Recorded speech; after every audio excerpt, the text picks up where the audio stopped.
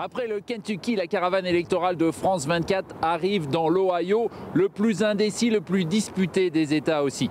Bienvenue à Cincinnati et sa magnifique skyline. Mais ici, ce qui occupe tous les esprits, comme ailleurs aux États-Unis, c'est Sandy, l'orage tropical. Il n'est pas arrivé jusqu'ici. En revanche, pour les campagnes, la vraie question, c'est comment faire campagne sans faire campagne. Mitt Romney et Barack Obama ont interrompu leurs événements de campagne, le temps de laisser passer la tempête.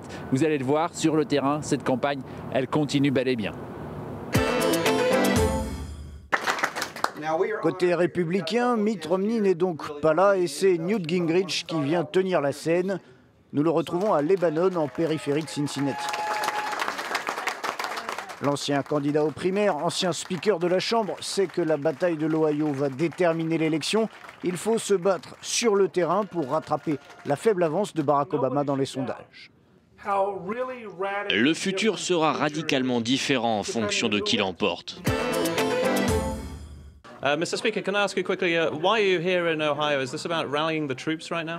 On est dans la dernière ligne droite et cet État est peut-être l'État le plus important à lui seul dans tout le pays. Et les gens sont d'accord pour dire que si Romney gagne ici, l'élection est bouclée et il gagne. Is that the kind of momentum that can be stopped by Mitt Romney not being campaigning right now for these 2 days during the hurricane? Non, je pense qu'il faut avoir du respect pour le fait que tout le monde s'inquiète pour ces 50 millions de personnes qui sont sur la trajectoire de cette tempête. Je pense, comme vous pouvez le voir ici, que cela n'affecte personne en dehors de la zone de la tempête. Alors nous, on continue à travailler, à regarder ce qu'on peut faire ensemble.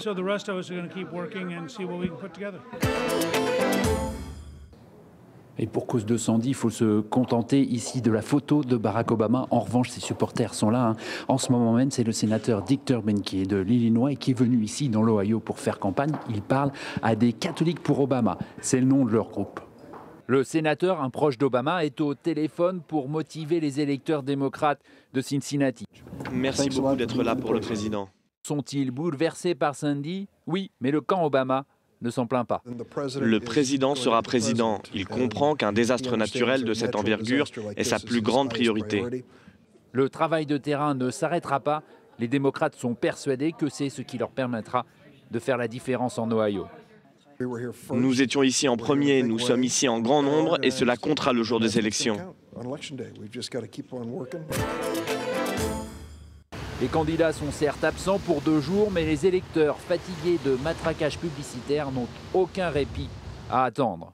Comme chaque jour, Wes a reçu beaucoup de courriers aujourd'hui.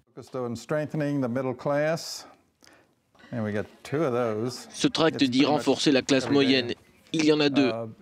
C'est tous les jours. Et c'est de pire en pire. Ils en envoient toujours plus.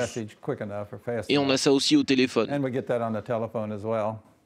Et ça continue quand on allume la télévision. Et on se demande pourquoi les gens sont dans cet état. On n'en peut plus.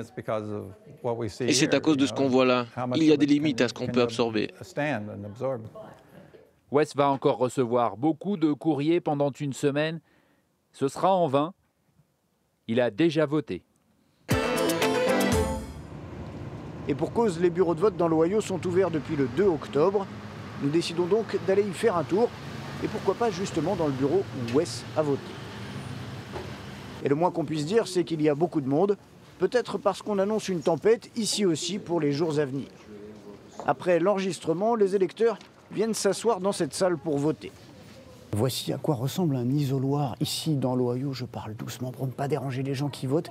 Et on a pu se procurer un facsimilé d'un bulletin de vote. C'est beaucoup plus compliqué que ce qu'on connaît en France. Beaucoup de noms. Et notamment pour la course présidentielle, il y en a 7. En bas, les 2 principaux, Barack Obama et Mitt Romney. Et beaucoup de candidats pour le Sénat, le Congrès et beaucoup de postes électifs locaux.